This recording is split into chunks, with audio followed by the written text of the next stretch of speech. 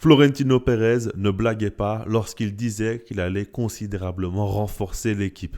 Il a misé sur José Mourinho en tant qu'entraîneur et lui laisse choisir les profils adéquats pour que ce Real Madrid-là change et évolue dans le bon sens. Au départ, on a vu quelques arrivées qui paraissaient intéressantes, mais là on commence à monter en gamme et on commence à avoir des joueurs de très haut niveau qui rejoignent la Casablanca.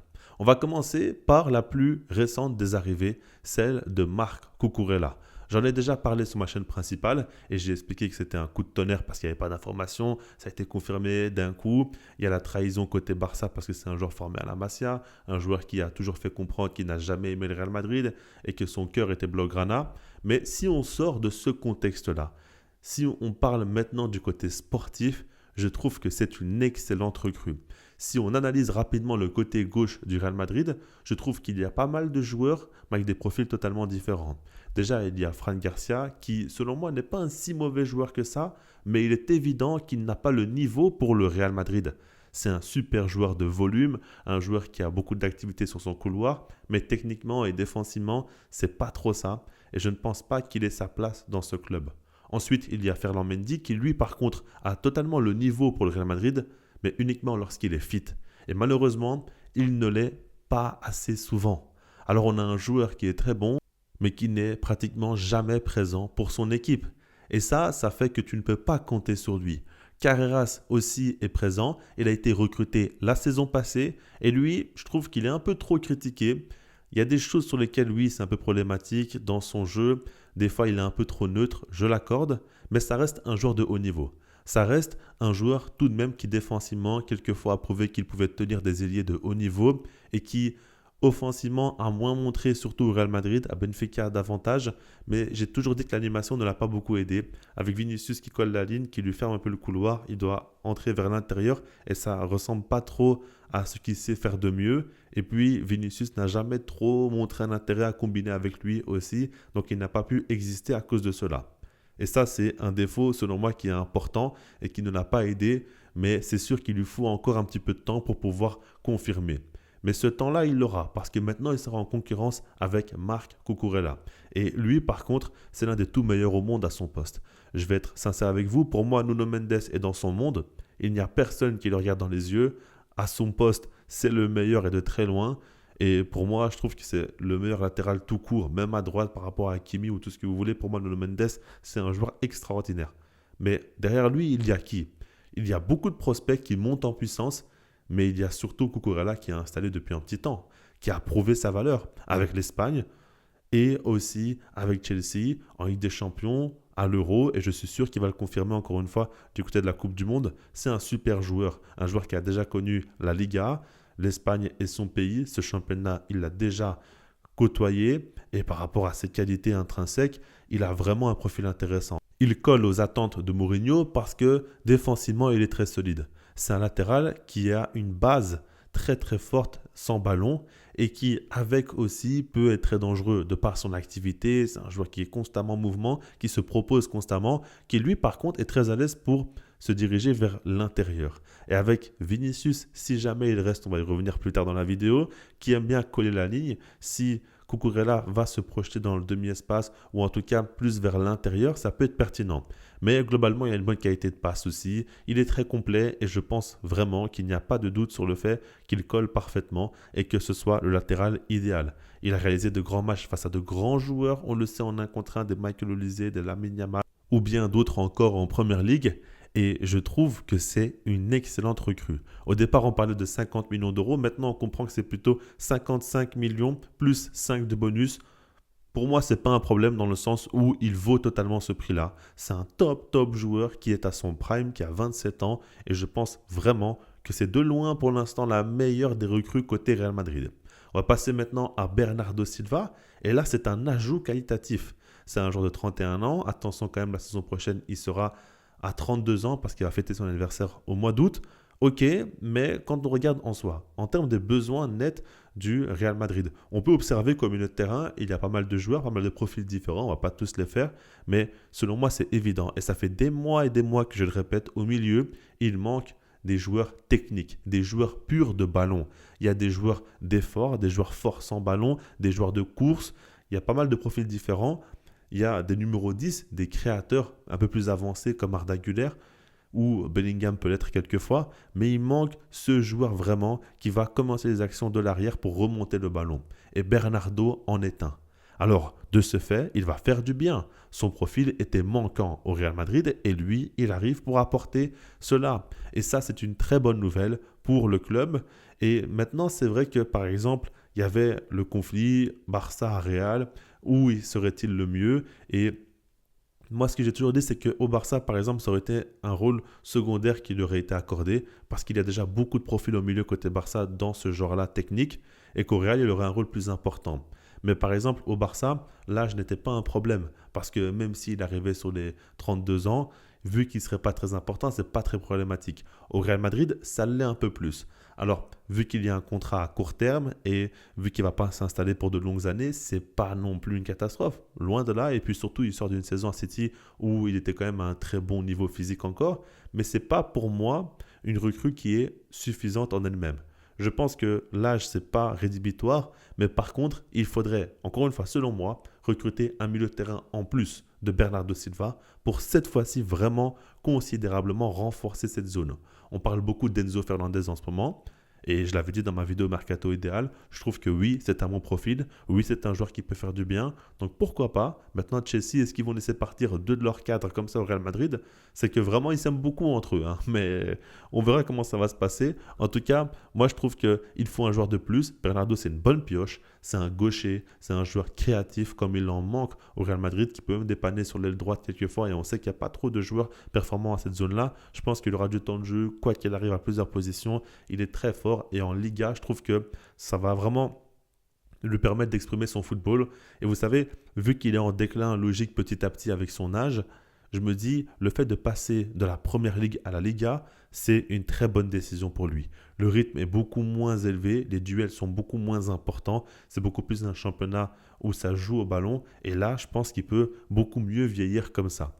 Donc c'est pour ça que moi je le vois d'un bon œil et je trouve que Bernardo au Real Madrid c'est un super transfert. C'est pas une masterclass mais c'est une bonne idée et si jamais tu complètes cela avec un milieu de terrain en plus, là c'est excellent.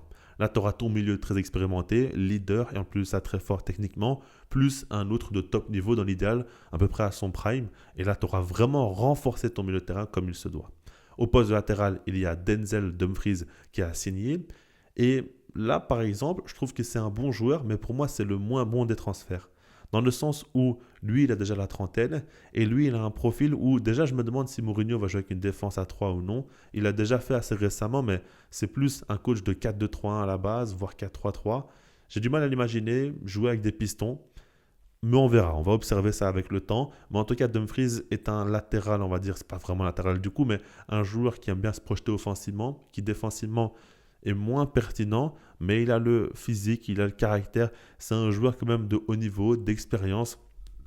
C'est pas une mauvaise pioche en soi, mais je pense pas que ce soit le profil idéal. J'attends de voir ce que ça va donner. Peut-être que je vais être surpris, et peut-être que dans un nouveau club, nouveau championnat, il peut montrer tout autre chose. Mais moi, c'est pas un joueur qui m'a choqué plus que ça. C'est un joueur qui m'a toujours épaté dans le sens où dans le rôle qu'il avait à l'Inter Milan, il collait en tant que piston comme ça. Vraiment, il a apporté de très bonnes choses et il était à un très haut niveau.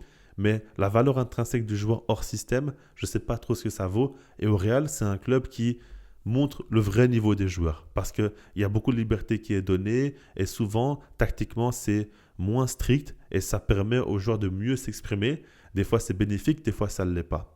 On verra. Moi, je trouve que c'est un joueur qui va apporter une plus-value, qui a un profil différent de Trent et je trouve que c'est une bonne idée de remplacer Carvajal avec un joueur quand même fiable et pas un petit jeune comme ça parce que ça permet de gonfler l'effectif et d'avoir des options différentes. Donc ça, c'est positif.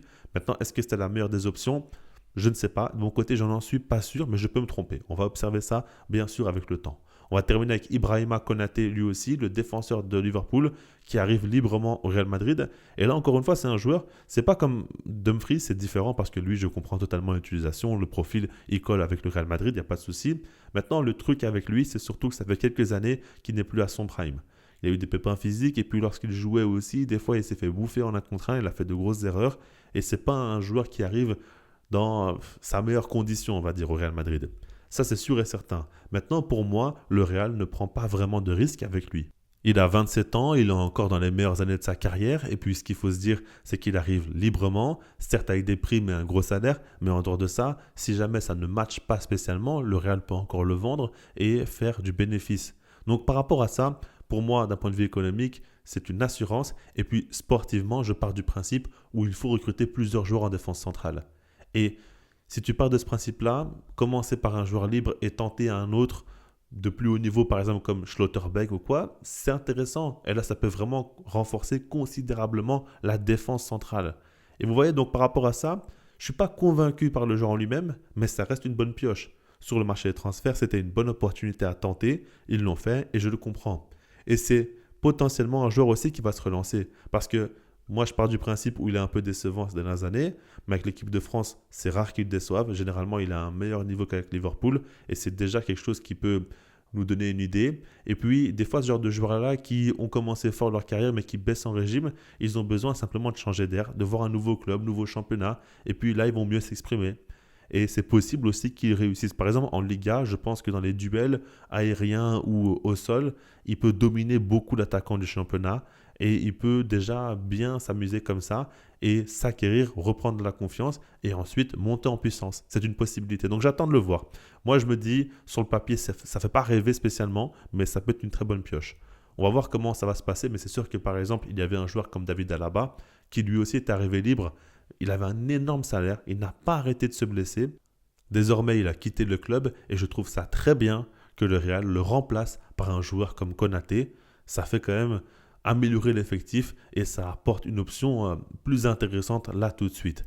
Et c'est une très bonne chose. Sur la globalité, c'est quand même un bon mercato. Il y a déjà eu 4 recrues. On parle de 1 à 2 nouvelles recrues qui vont arriver. Et je me dis oui, ça a de la gueule. Franchement, le Real se renforce bien et avec des joueurs qui doivent apporter une plus-value tout de suite. On comprend bien que l'objectif du Real est clair, c'est de se renforcer de manière à ce que l'équipe soit compétitive le plus rapidement possible.